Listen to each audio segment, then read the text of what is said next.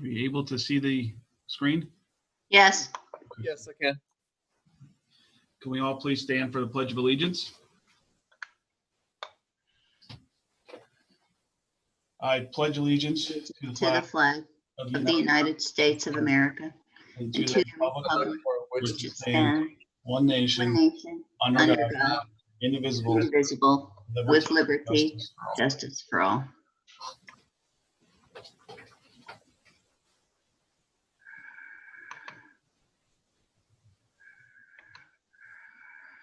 Okay. Richard Belts, Rita Spinelli, Here. Nathan Fowler, Here. Patricia Denicola, Here. Tina Champ, Here. Jonathan Cleaver. Present.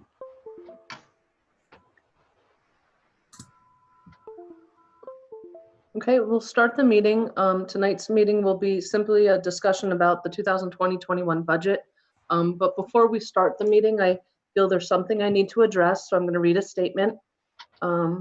Today, a board member, Mr. Bradley, sent an email indicated he'd cooperated with me to create 2 budgets.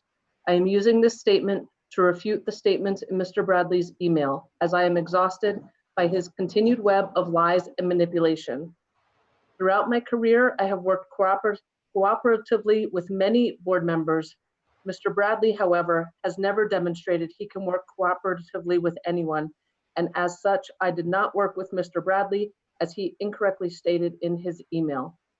I have worked tirelessly in creating a balanced budget scenario with the rest of the administration, and at no time did I work with Mr. Bradley. Mr. Bradley, as a board member, has received the same financial documents as each and every other board member. I would expect that Mr. Bradley will correct his lie and redact his statement from that email. It is entirely unprofessional of him to indicate something that is completely untrue.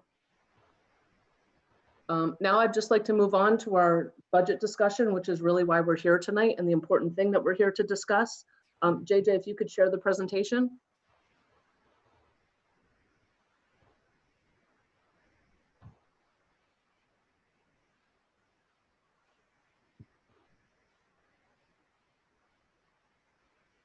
And if you can go to the next slide. We've had, a number of meetings, leading up to this point, a number of finance committee meetings, and I'm just using this initial part of the presentation to just kind of regroup everything that's happened up to this point. There are a number of financial steps the district has taken to meet the expenditures rising at a faster rate than the revenues over the last number of years. The district has used fund balance. Earlier, when I first started, we did provide a presentation that detailed the concise explanations of the fund balance and what it is and what it isn't. The district has, however, used the fund balance to support operations, which is what fund balance is there for. The district over the years has also eliminated professional support and administrative positions to meet the rising costs. This year, we did state subsidy reconciliations to ensure that we had received every state subsidy dollar from years past that we might not have received, and that namely relates to PlanCon reimbursements. We adjusted billing of revenues, so the billing of tuition revenues to other school districts are done on a timely basis. We caught up on prior year's billings to make sure that any income that was due to the district from prior years had been billed out. We've updated purchasing procedures to get improved pricing. We updated procedures to include bidding procedures. We utilized a number of previously purchased supplies so we could order less during the 1920 school year. I think the most important thing we've done is we've started to build budgets that are built on actual expected expenditures. So while we have been operating at a deficit, we now have a clearer understanding of what our costs are, and therefore we can more clearly, evaluate what we may and may not need and make cuts that unfortunately we have to make, but we don't want to make. I think creating the budgets based upon actual expenditures gives us a more concise picture of where the district is and where the district is going. Next slide. So the fund balance usage, we did share this at the last meeting. You can see that in the 4 years, 2014-15 through 2018-19, the district exhausted 94% of its fund balance. The negative fund balance as of the year end of June 30, 2020 is based upon the 2019-20 general fund budget. This amount will be updated as we close out the year end. Next slide. Total employees by group. As I stated, we have been decreasing employees in all groups from a high of 194 teachers in the 2013-14 year down to 174 teachers for the 2019-20 year. There were similar reductions in the administrative staff as well as the support staff. Next slide. I wanted to touch on the teaching positions that have been eliminated in the last few years. We've eliminated 9 elementary positions, 1 English position, 1 ESL position, 1 family consumer science position, 2 guidance positions, 2 history positions, 1 kindergarten position, 3 math positions, 1 music position, 1 psychologist position, 1 school nurse, 1 science position, and 4 special ed positions. There has been some confusion regarding Lehighton Area School District's commitment to music. While the district will not be filling 1 music teaching position, the district still maintains 5 music teachers. Music will still be offered as part of the courses. In comparison to our 5 teachers, districts in our surrounding area maintain only 3 music teachers. So I still think Lehighton's commitment is over and above some of our neighboring districts. I think it's important to note that. We don't like any of these cuts. We don't like having to cut elementary positions or a kindergarten position or special ed position. And all of these positions are important. Unfortunately, the financial situation that we are living in has required these eliminations over the years. So I just wanted to give that background as to the types of positions that we have been cutting and just, revisit everything that's been going on regarding in social media regarding the music program. The district is still committed to that program. Next slide. So as of June 22nd, we had a budget deficit of $1,780,029. We've had some changes since then. JJ, can you go to the next slide?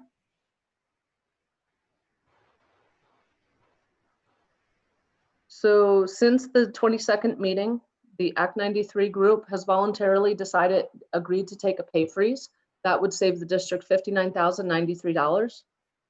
We have determined we can continue to operate with the elimination of 2 administrative positions. That would save $154,189.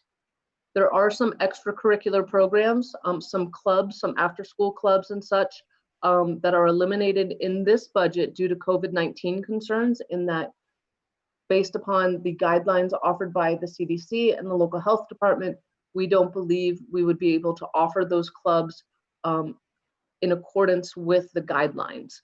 That's not to say that next year in the 21-22 budget that the programs don't come back because we're not living in the world of COVID any longer. Or if later in the school year, things, with COVID change, with the quarantine possibility change and the guidelines change, that could be something the board could look at that time once conditions change. But that savings right now is $84,614. The elimination of the mandated transportation. And again, that's due to the not being able to properly socially distance on school buses to the level that the CDC and the county is recommending. We just don't have the space to be able to operate within their guidelines. That would be a savings of $992,810, and that would bring us to a budget surplus of $91,053. I just want to mention on the transportation side, we are continuing to talk to our transportation contractor, and we will continue to look for methods to safely operate transportation within the COVID-19 recommendations and guidelines. We will also look at funding sources to fund the transportation and remain at a balanced budget. Next slide. So the next steps, Monday, June 29th, we have a finance committee meeting at 6 p.m. And then we have advertised the special board meeting to begin at 7 p.m. Special board meeting will be to vote on adoption of the 2020-21 general fund budget in accordance with school code. I will take questions from, Ms. Denicola, this is Rita. So you're putting middle school sports back, correct? correct, the administrative pay freeze and the elimination of the 2 Act 93 positions is enabling us to put the middle school sports back into the budget. So we have Act 93 to thank for those middle school sports. I would say yes, you have Act 93 to thank for that. And I think it's important to note that voluntarily they offered to take pay freezes to help the district through the budget crisis. That's great. Thank you. And this is Nathan. I'd also like to say thank you to the Act 93 employees who voluntarily came forward and offered that. The difference it'll make for middle school sports is a big one. Just to clarify one thing that you mentioned a couple slides back, some of the clubs and things that are going to be, at this time we don't believe we're going to be able to offer due to COVID-19. Am I correct in understanding that it looks like we would have room to fund those in the event that we are able to offer those? You are correct, because we do show a slight surplus based upon, this latest proposal. So there would be, should, things ease up with COVID, should guidelines be relaxed, and should the threat of COVID not be as great, then there would be, there is a surplus, a small surplus in this budget that would provide room to maybe add some of those things back. Okay, and I know one thing that somebody mentioned at some point that I think is a good clarification to make. In the spring, we ended up, because of the state mandate, paying for many of the advisors and coaches and different things, because that was mandated by the state. So that's part of what's driving the cautionary, leaving those items out of the budget for now. Correct. That's part of the cautionary tale as well. In essence, what every public school across the state had to do was actually pay employees. Coaches, were the big thing. Coaches were not able to coach. They were not able to perform their job duties, yet the act required that they remain being paid in full. So that's also a cautionary tale. We don't want to, get into a situation again where the governor shuts down schools and we don't have the ability to offer these programs, yet we're still paying for them. Exactly, and I definitely agree that that's a wise move.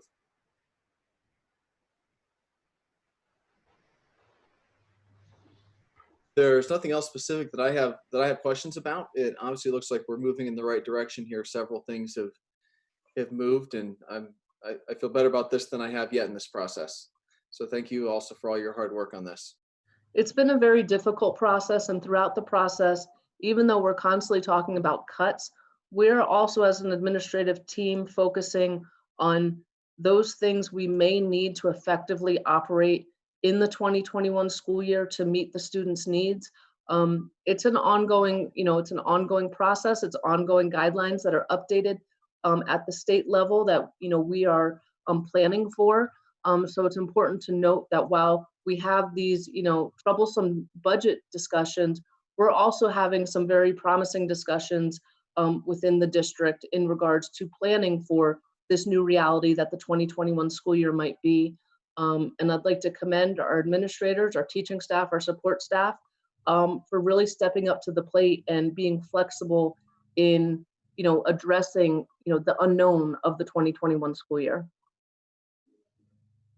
And I'll absolutely echo that. And I feel it's also important to point out that last year we were able to reduce through work on the budget the deficit that we faced, but there was still a deficit there. This to me feels like the point where we're hitting the bottom and priming ourselves for a bounce back. And I think, though it's been difficult, that's a good place to be. And I agree.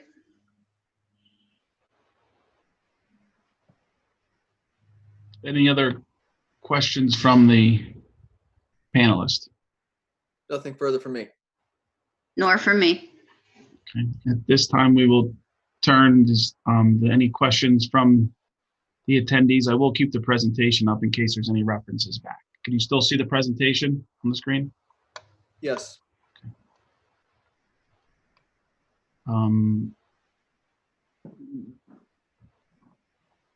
Sue Salerno.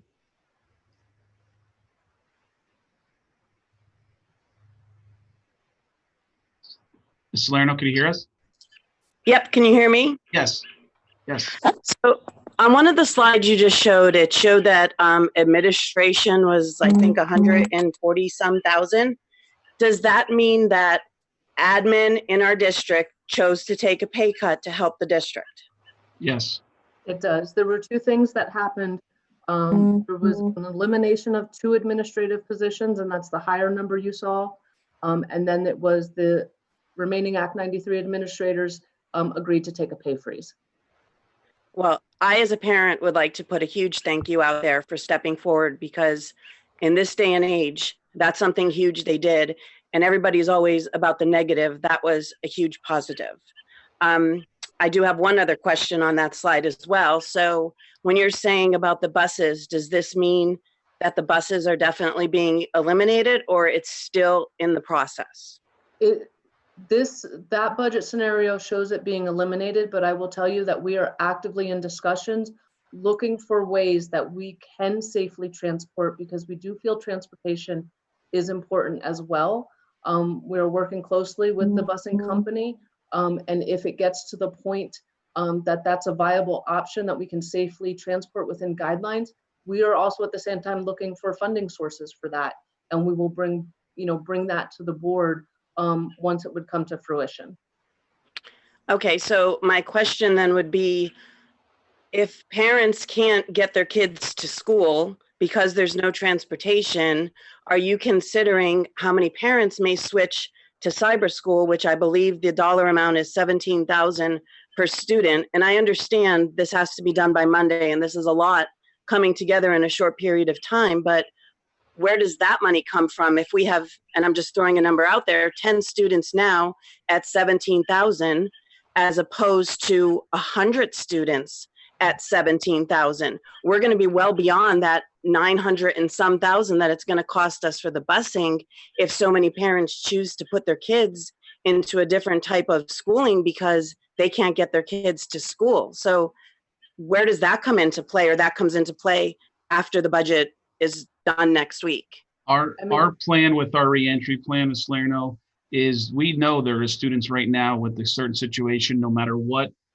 we do as far as bringing kids back into school, are planning to not re-enter our school. So we are developing plans to give them an online option within our current teachers. So for example, at the elementary school, we are looking to have a designated grade level teacher actually be teaching to where the students at home could sit in front of a computer and visually watch the teachers teach. We're also doing that same thing at the middle school and at the high school. And that's all part of our reentry plan. So part of our plan, we have to develop an option for students who are not coming back because they're concerned about the virus or the pandemic. So that is an option for any student. If they feel they do not want to return to school, we are required to develop an option for them within that they'll still be, being educated by our staff. Will that reentry plan that you're speaking of now be part of LAVA, or is it going to be something different than LAVA? That'll be totally different. The plan we're working now with our committees, the teachers, and I have to give our building level administrators and teachers, they all have committees. That's actually separate from LAVA. And that's something too that's important. LAVA still costs the district money. We're looking at a program to where the teachers will be videoed and taped, and their lessons will be projected on the screen. So for example, if you had an algebra class at 9 o'clock in the morning, and you would be able to log on your computer at 9 o'clock, and you would actually see our algebra teacher on your computer teaching that class, and you would be able to submit assignments just like you were sitting. So instead of sitting physically in that classroom, you would be sitting at home, and we have to prepare that in the event we come back and we have an outbreak, and within a day we were able to switch and go right back to online learning at home, but having our teachers teach those classes. If I can give a suggestion, please, because the other day at the last meeting when parents heard no busing, of course, it created such havoc. So now that this is a plan that's going to be in place, started in place, whatever. I think the community needs to know this because they think their only choice is lava, send the kids to school, We or are do a cyber type school or whatever it's called yes. We are before they start all those schools. Right. We are currently doing that plan right now. And we're going to be sending out an update for that plan. And that plan will have to be approved and that'll be part of it. The other thing I can tell you is that we're looking for the students to have a bring your own device where the kids can bring their own device because they're limited on what we could share and use within the buildings and following all these guidelines. So this is all, in the process right now, but we are going to start getting updates out to the parents. And we also want to get, when we look at times and finalize times, to let parents know what times the schools will be operational.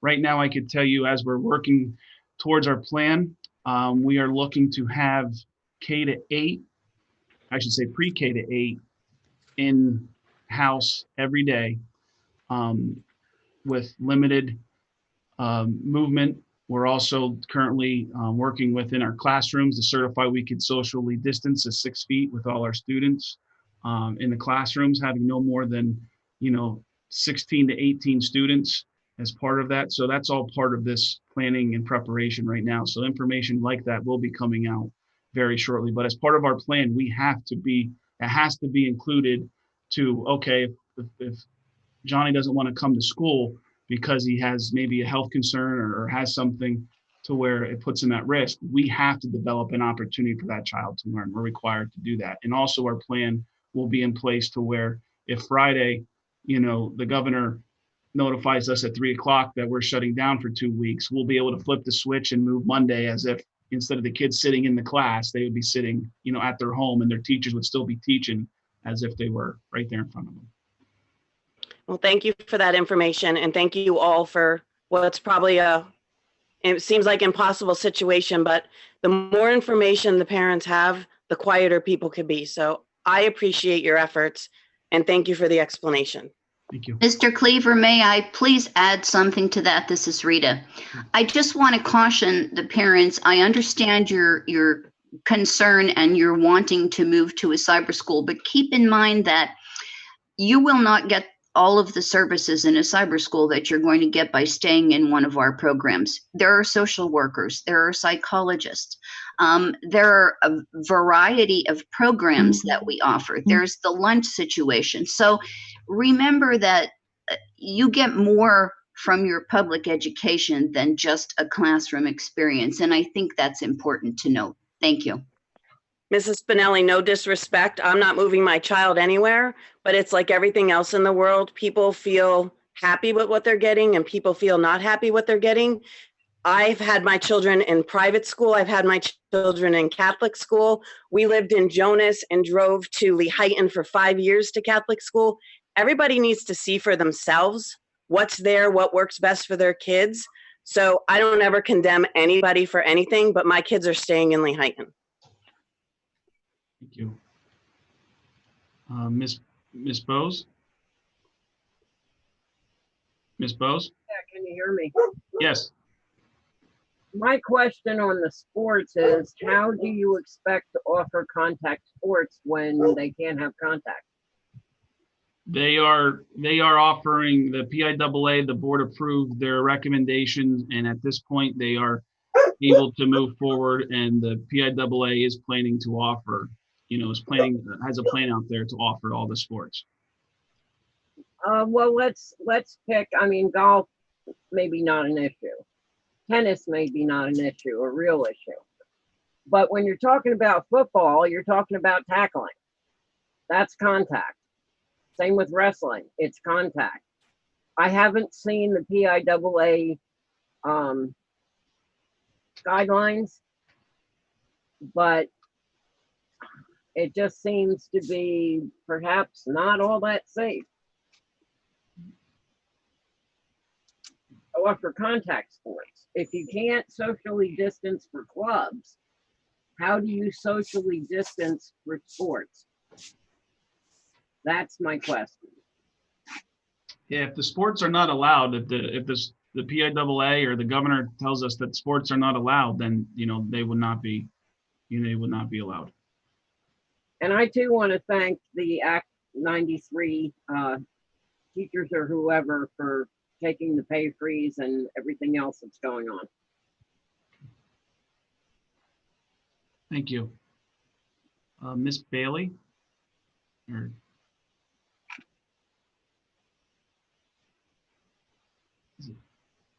Miss Bailey? Okay, can you hear me? Yes. Okay, so my question is if the parents decide to do the at-home schooling for the upcoming year, and then the following year COVID is gone, so you could do the homeschooling for the 2021 year and then go back to school for the following year? Is that correct? Absolutely. If this all, if something miraculously happens in December or January and, we open up fully and we're able to come in and we don't have to worry about the social distancing guidelines and wearing of masks for our staff and all those things, I mean, it would, we would come back fully with that. So yes, definitely. If, as soon as these restrictions are lifted, we plan on going back to, the way the school is open. Unfortunately, with everything happening around us, I don't see that happening anytime soon. I'm even concerned about, getting school started and, you see around with the increase in numbers and some of the colleges that have began opening up a little bit more with activities. So it's a difficult situation, but we are preparing, for any possible situation that we may come across. We need to have a plan in place. Okay. Now, with the school busing, if for whatever reason COVID is completely gone by come next school year, are we going to have busing then? That Is would it be more part about of the discussion. budget? That would be part of the budget. Yes, that would be something we would have to, evaluate and look at again. Yes. Okay. And like Mr. Nicola said, we continue to have discussions with our bus contractor too, to, see what options may be out there, for us. But right now, there's different recommendations. You see 3 feet, you see 6 feet. I could tell you in our district, when we're with our plan, we are looking at using 6 feet as our safe social distancing number within our buildings. And, some districts may go a little bit less, but as far as our plan, we have 6 feet as part of that plan. Okay. That's all for me then. Thank you. Mr. Kemmer? Thank you for allowing me to speak. I have one quick and logical question. Let's say we do go back to allowing sports this fall, considering the fact that we're not going to be doing public busing for the typical students. How do we justify, or how do we then offer busing for the sports if we would? One, how would you justify that where we can't take our students to school, but we could take a football player to a football game? How would you go over that hurdle? We are looking at that now. That's part of a lot of discussions as well. We actually are looking at, is there a concern with liability if, we're offering the athletic to have to travel them, or is it something where parents would be required, to take them too? So we are exploring that and trying to get more information. I will tell you, we talk to anybody, transportation is the biggest, hiccup and the biggest, roadblock that everybody's kind of, dealing with. So we continue every day to have talks and trying to figure out what we can and can't do. Like I said, with insurance, their liability, for if we offer the sport, then are we required to offer transportation? And if that transportation is 6 feet, or if that transportation is one every seat, what about the students who don't feel comfortable being in that bus? Then they'd have to travel with, a parent or relative or some other way to get there. If we I'm sorry to cut you off, but another logical question is, what have the past costs been attributed to the busing on a sports teams? Do we have those numbers like broken down, or is it just a part of the whole package that Mr. George offers when he does the typical busing? No, we pay per trip. So it may be depending on the distance. The trip to Pottsville is much more expensive than the trip to Palmerton. So it all is based on that as well. So he will give us. He'll get the schedule from Mr. Spots, and then he gets a breakdown, and then all that is handled through the athletic department and the billing for transportation. Okay, I appreciate your time. Thanks.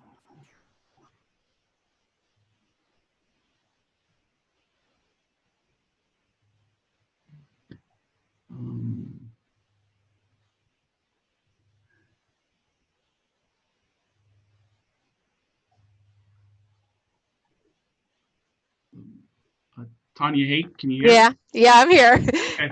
I just got a question from a friend of mine, just kind of relaying some of the information on Facebook right now. And actually, her question is how CCTI works with the busing situation. CCTI, right now, I don't want, they're working on their plan as well. Their discussions are very preliminary, so I don't know exactly what that's going to look like. So I don't have an answer for CCTI if they're going to, how they're going to be breaking it down within their, their guidelines and their CDC recommendations up there. So I don't want to answer for CCTI because I'm not 100% sure what their plan is. Okay, cool. Thank you. Mr. Cleaver, this is Nathan. I'm not sure if that question was in regard to schedule or transportation. I know that transportation to CCTI is part of their budget. So to my knowledge, at least last time I was up there for a meeting, that would still be okay. This is part of their budget. Okay, thank you, sir.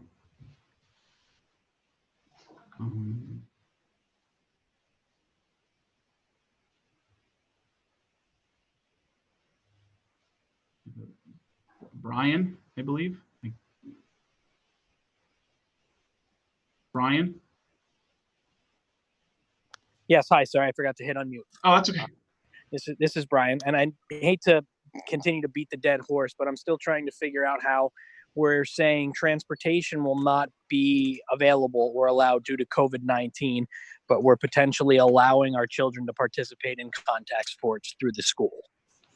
Right now the CDC guidelines these are recommendations, are recommending that 6 feet of social distance, is part of it and on a bus. So if we continue to hold to that, again, it is a recommendation. Some other districts, may not be choosing to do that. There was some other information from Bucks County who said 3 feet, which then would allow one student per bus, one at the window seat, then the one behind them in the aisle seat. That would still cut our bus capacity in half. So that is part of the discussion, and we are continuing to work with Leon and try and get guidance on that as far as what we can and cannot allow as far as transportation. And I don't want to say cannot allow. Again, we're following the guidelines and the recommendations. It does not mean the district could say, okay, we're going to do transportation like we have. We're not going to pay attention to those guidelines, or we're not going to look at those recommendations. Here's the options you have for parents, and you may choose to ride the bus or not ride the bus. I'm sure some districts will take that path. But we're not following the 6 feet recommendation guidelines if we allow contact sports, I think is the point that I'm trying to make. And I think sports are very important. Right. This PIAA and the state has come out with a set of guidelines for phase reopening for athletics, and those are the guidelines that are being followed for that. That is correct. Okay, thank you.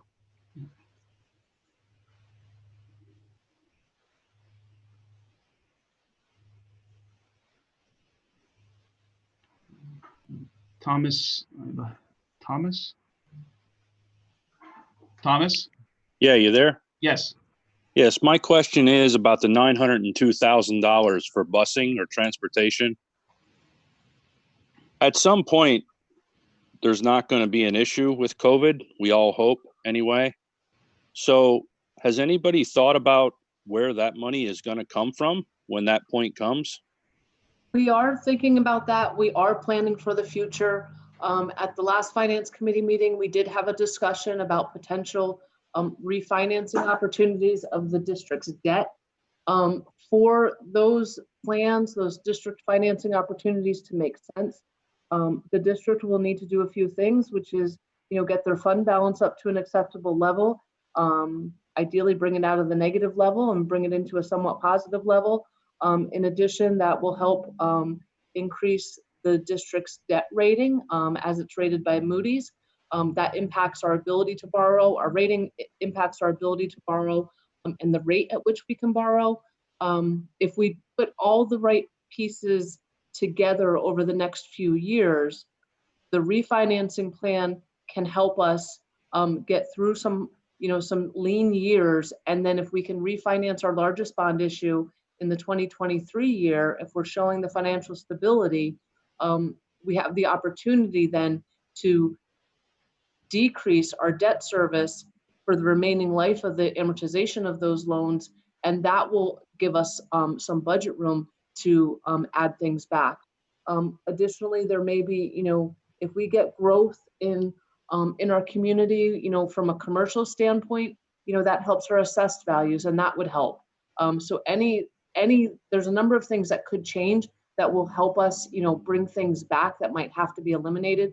And we will constantly be looking for those items and new revenue sources that the district may not have had before.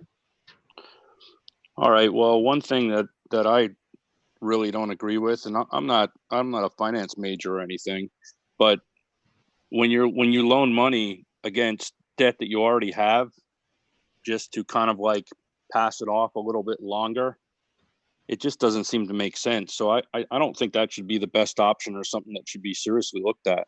Well, it wouldn't be extending the current amortization term. It would not be pushing it out farther. And what it would be doing, it would be refinancing certain years of payments at a lower rate. So you're not incurring more debt. You would just be refinancing debt at a lower rate, similar to refinancing a mortgage. Okay.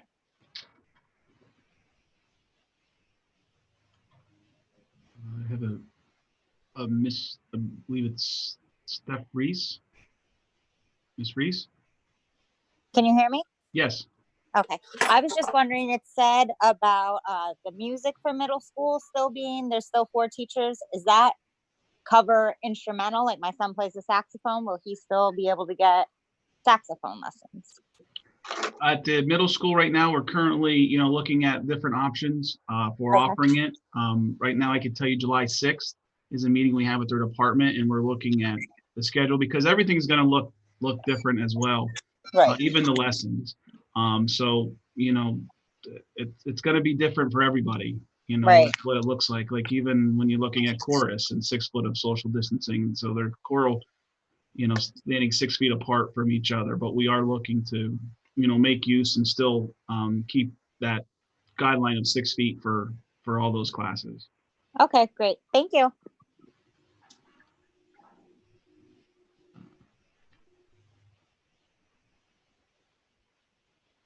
Mr. Lush? Hi, thank you for all the hard work and all the planning that has been done. I know everything's very fluid, and everybody that's listening, some of these guidelines change daily, and it's difficult to prepare for something that you don't know is coming. But some of the questions I have are, one, what administrative positions were eliminated? We have looked at our tech director position and our assistant business manager position. Okay, and just some information about sports. While I am a coach, football in particular, and I am a teacher, I'm also a parent in the district. Right now, the PIAA is making guidelines for training only. And for those of you that are listening, it's just for training in case there is a season. Next week, the state could say, you know what, this doesn't make sense, and there isn't going to be a fall season. And as coaches, we just prepare like there's going to be a season by training. That doesn't mean that can't change as quickly as the school hears you're not going to school either. So for those of you that are listening, this is just training for a possible sport that could or could not happen in the fall. And coaches are under the assumption right now that that's going to happen and we have to prepare, but we're also cognizant of the fact that it could not happen. So I just want to put that out there. And again, thank you for all the hard work that you've done, Patty, and some of the things that you had to deal with, both professionally and personally with the job that you're doing. Thanks again. Thank you. Okay, at this point, everyone has had an opportunity to speak that has wished to speak.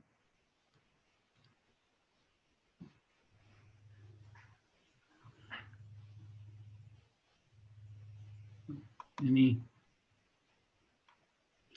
I would like to reiterate what Mr. Lush said.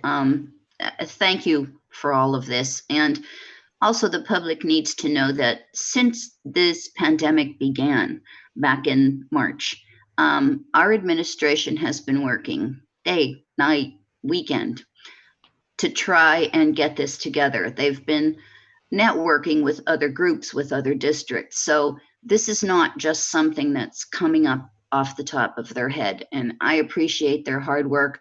I've been involved in some of it, and I know the job they're doing. Thank you.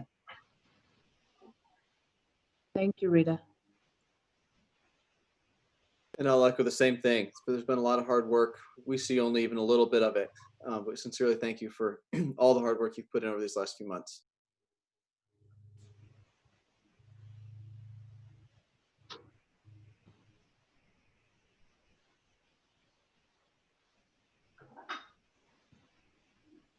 Like to make a motion to adjourn? I'll second that.